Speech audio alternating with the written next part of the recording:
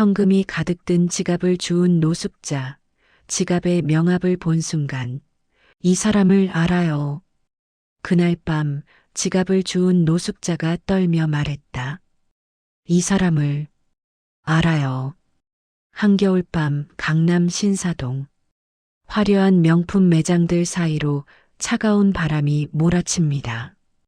고급 호텔 입구 앞 낡은 패딩을 걸친 한 남자가 바닥에서 무언가를 줍습니다. 검은색 가죽 지갑. 그 순간 호텔 도어맨이 다가와 손을 휘저으며 내쫓습니다. 지나가는 사람들이 고개를 돌리며 수군거립니다. 남자는 고개를 숙인 채 떨리는 손으로 지갑을 엽니다. 5만 원권 뭉치와 명함 한 장. 태평건설 전무이사 한지수. 그 이름을 본 순간 남자의 얼굴이 새하얗게 질립니다. 입술이 파르르 떨립니다. 지수. 무릎에 힘이 풀려 그 자리에 주저앉습니다. 머릿속에서 불길이 치솟고 비명소리가 울려 퍼집니다. 대체 이 남자는 누구일까요? 왜 명함 하나에 이런 반응을 보이는 걸까요? 여기는 인생 라이프. 평범해 보이는 사람들의 숨겨진 이야기를 전해드립니다. 구독과 좋아요로 함께 해주세요. 서울역 지하보도. 형광등 불빛 아래 골판지를 깔고 앉은 사람들이 보입니다. 그중 한 명, 박준호. 29살 3년째 거리를 떠도는 남자입니다. 오늘도 그는 폐지를 줍습니다. 손은 거칠고 옷은 낡았지만 눈빛만은 아직 죽지 않았습니다. 해가 지고 무료 급식소 앞에 긴 줄이 늘어섭니다. 준호가 줄 끝에 섰습니다. 그때 누군가 그를 거칠게 밀어냅니다. 비켜. 준호는 비틀거렸지만 아무 말도 하지 않습니다. 말대꾸하면 쫓겨난다는 걸 압니다. 드디어 차례가 왔습니다. 자원봉사자가 국 한 그릇을 건넵니다. 하지만 그 손에서 연민보다는 동정이 묻어납니다. 준호는 고개를 숙이고 자리에 앉습니다. 주변 사람들의 시선이 따갑습니다. 밥을 먹는 내내 그는 투명 인간이 된 기분입니다. 밤이 되어 골판지 박스 안에 누웠습니다. 눈을 감자 또다시 그 꿈이 찾아옵니다. 불타는 건물, 비명소리, 그리고 여자의 얼굴. 살려주세요. 준호는 식은땀을 흘리며 깹니다. 가슴이 터질 듯 뛰고 숨이 막힙니다. 또 이 악몽이야. 매일 밤 같은 꿈을 꿉니다. 하지만 그게 무슨 의미인지 누구인지 알 수 없습니다. 기억은 3년 전부터 시작됩니다. 그 이전은 모두 까맣게 지워졌습니다. 자신이 누구였는지, 왜 이렇게 됐는지 아무것도 모릅니다. 준호는 천장을 바라보며 중얼거립니다. 나는 대체 누구지? 며칠 후 추운 겨울밤, 준호는 폐지를 찾아 강남까지 왔습니다. 화려한 네온 사인들이 눈부십니다. 고급 외제차들이 쌩쌩 지나갑니다. 이곳은 그에게 어울리지 않는 세상입니다. 그때 고급 호텔 앞에서 반짝이는 무언가가 눈에 띕니다. 가까이 다가가 보니 명품 지갑입니다. 준호는 주변을 둘러봅니다. 사람들이 그를 힐끗힐끗 쳐다봅니다. 호텔 도어맨이 다가와 손짓합니다. 아저씨, 여기서 뭐 하세요? 다른 데 가세요. 준호는 지갑을 움켜쥐고 자리를 떠납니다. 골목으로 들어가 지갑을 엽니다. 5만 원권이 빼곡합니다. 대충 세어봐도 500만 원은 됩니다. 이 돈이면 따뜻한 방에서 잘 수 있습니다. 배불리 밥을 먹을 수 있습니다. 손이 떨립니다. 하지만 그때 지갑 안쪽에서 명함이 보입니다. 태평건설 전무이사 한지수. 그 이름을 보는 순간 머릿속에 무언가가 번개처럼 스칩니다. 가슴이 미친 듯이 뜁니다. 호흡이 가빠집니다. 태평? 한지수? 왜인지 모르게 그 이름이 낯익습니다. 아니, 낯익은 정도가 아닙니다. 두렵습니다. 준호는 지갑을 꽉 쥡니다. 돈이 필요합니다. 너무나 절실합니다. 하지만 이건 그의 것이 아닙니다. 그는 입술을 깨물고 일어섭니다. 경찰서로 향합니다. 서울역 파출소. 준호가 지갑을 내밉니다. 당직 경찰이 그를 위아래로 훑어봅니다. 지갑을 주었다고요? 네. 안에 돈 안 빼먹었죠? 안 빼먹었습니다. 경찰은 지갑을 열어 확인합니다. 현금이 그대로입니다. 하지만 의심의 눈초리는 거두지 않습니다. 신분증 있어요? 없습니다. 어디 사세요? 정해진 곳은 없습니다. 경찰의 눈빛이 더욱 날카로워집니다. 앉아서 기다리세요. 주인 오면 확인해야 하니까. 준호는 딱딱한 의자에 앉습니다. 경찰은 주민등록증을 확인하고 전화를 겁니다. 30분이 지났습니다. 파출소 문이 열립니다. 단정한 코트를 입은 중년 여성, 한지수입니다. 경찰이 반색하며 인사합니다. 전무님 오셨습니까? 지갑 여기 있습니다. 한지수는 지갑을 받아듭니다. 내용물을 확인하려다가 구석에 앉은 노숙자와 눈이 마주칩니다. 그 순간 한지수의 얼굴이 굳습니다. 동공이 흔들립니다. 지갑을 떨어뜨릴 뻔합니다. 준호 역시 그녀를 봅니다. 왜인지 모르게 심장이 뜁니다.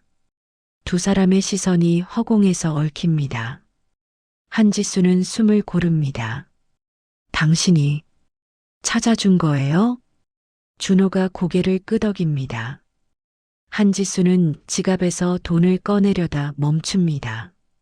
대신 명함을 꺼냅니다. 혹시 일자리가 필요하세요? 준호가 놀라서 그녀를 봅니다. 경찰도 의아한 표정입니다. 한지수는 떨리는 손으로 명함을 건넵니다. 내일 이 주소로 오세요. 일 드릴게요. 그녀의 목소리가 약간 떨립니다. 준호를 바라보는 눈빛에는 공포와 간절함이 뒤섞여 있습니다.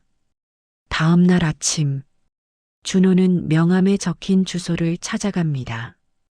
태평건설 신축 현장. 거대한 건물이 하늘을 향해 솟아오르고 있습니다. 현장 사무실. 한지수가 기다리고 있습니다. 오셨군요. 그녀는 준호를 보자 다시 한번 동요합니다. 하지만 재빨리 표정을 감춥니다. 숙식 제공하고 일당 15만 원 드릴게요. 파격적인 조건입니다. 다른 인부들은 10만 원도 못 받습니다. 괜찮으시면 오늘부터 시작하세요. 준호는 고개를 숙입니다. 감사합니다. 작업복을 받아 입고 현장으로 나갑니다. 그런데 이상합니다. 한지수가 자꾸 그를 지켜봅니다. 멀리서 몰래, 마치 확인하듯이. 며칠이 지났습니다. 준호는 성실하게 일합니다. 다른 인부들보다 2배는 더 일합니다. 그런데 한지수는 여전히 그를 피합니다. 말을 걸면 급하게 자리를 뜹니다. 눈이 마주치면 고개를 돌립니다. 어느 날 밤, 현장 사무실 청소를 맡은 준호. 서랍을 정리하다가 낡은 파일을 발견합니다. 신문 스크랩들입니다. 태평 아파트 화재 참사 2019년 3월 15일. 13명 구조, 소방관 1명 실종. 준호는 기사를 읽습니다. 그리고 사진을 봅니다. 젊은 소방관의 얼굴, 맑은 눈, 짧은 머리, 환한 미소. 준호는 손이 떨립니다. 벽에 걸린 거울을 봅니다. 거울 속 자신의 얼굴과 사진 속 소방관의 얼굴이 겹칩니다. 이게 나, 심장이 터질 듯 뜁니다. 기사 내용이 눈에 들어옵니다.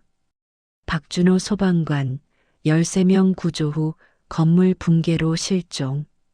가족들 오열, 수색 작업 계속. 준호는 주저앉습니다. 그렇다면 자신은 3년 전이 아니라 5년 전에 사라진 사람? 그 인연은 어디로 간 걸까? 왜 기억이 없는 걸까? 머릿속이 혼란스럽습니다. 다음 날, 준호는 점심시간에 멍하니 앉아 있습니다. 머릿속이 복잡합니다. 그때 한 남자가 다가옵니다.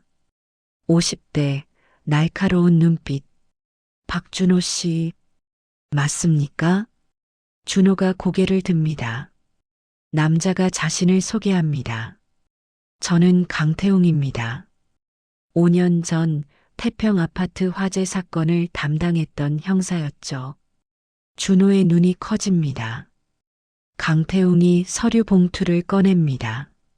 당신을 계속 찾고 있었습니다. 그리고 마침내 5년 만에 찾았습니다. 태웅은 준호 앞에 자료를 펼쳐놓습니다.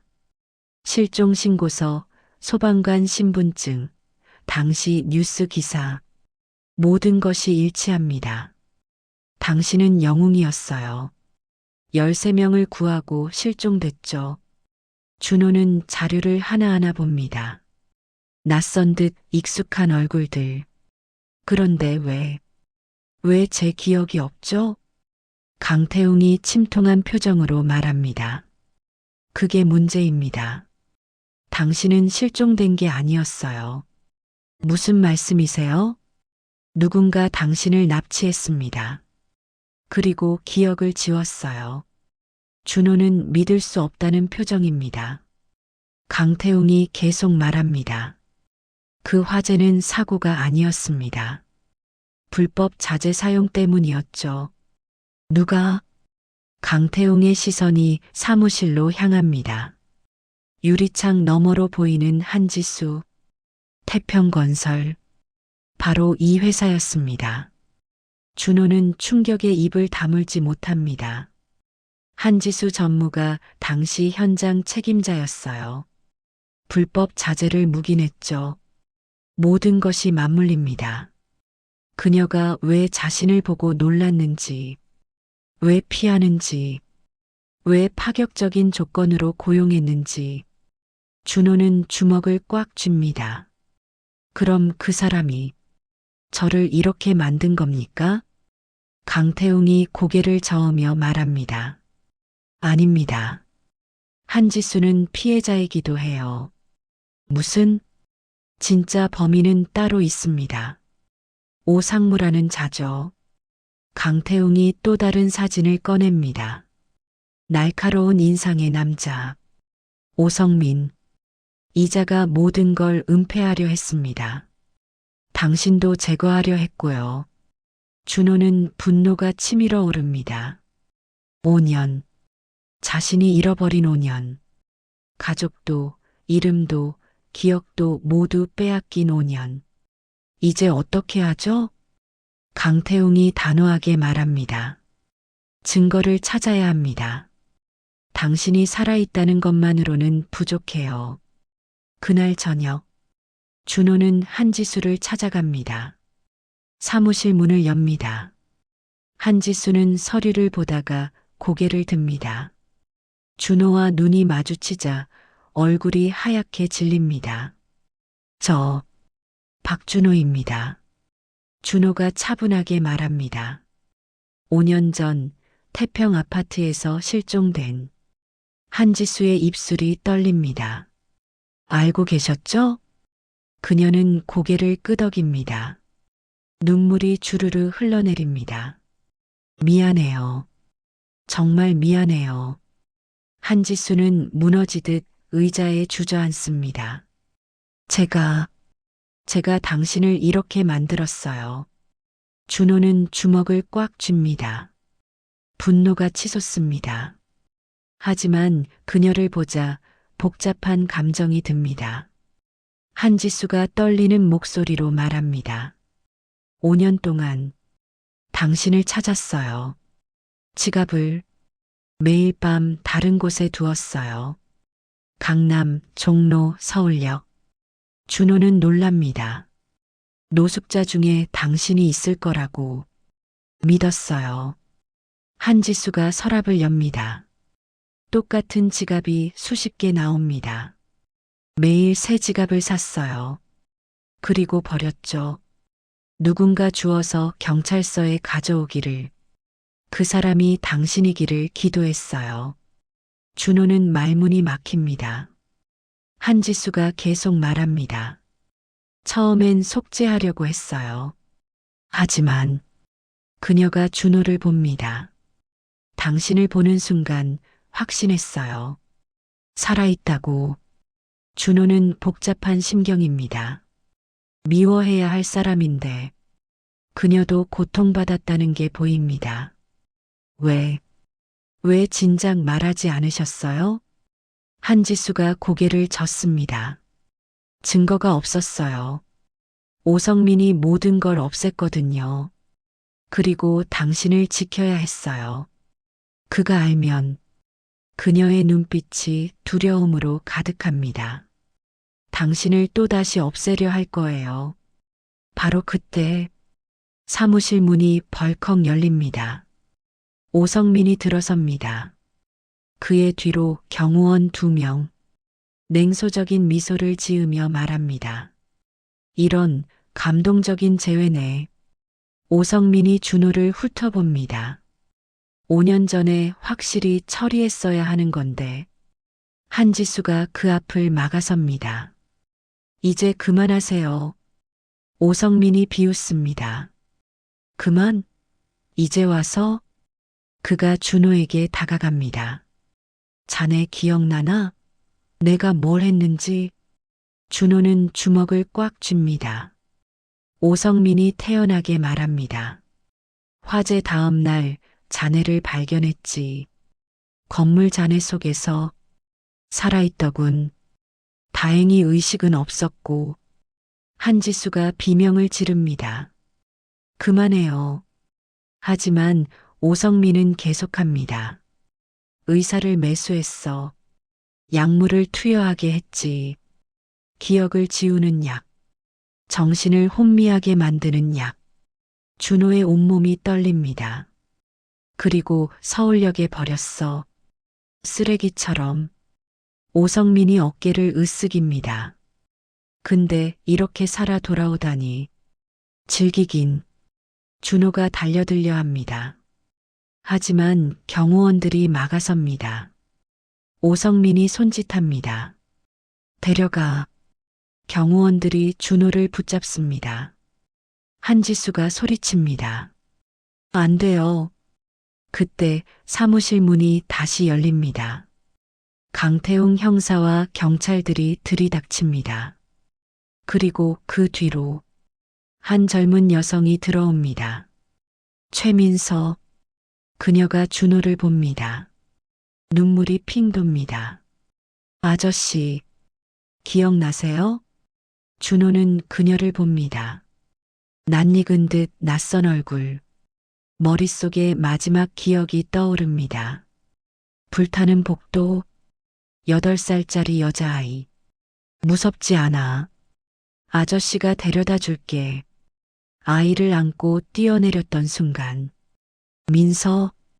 최민서가 고개를 끄덕입니다. 그때 저를 구해주셨어요. 그녀가 준호에게 다가옵니다.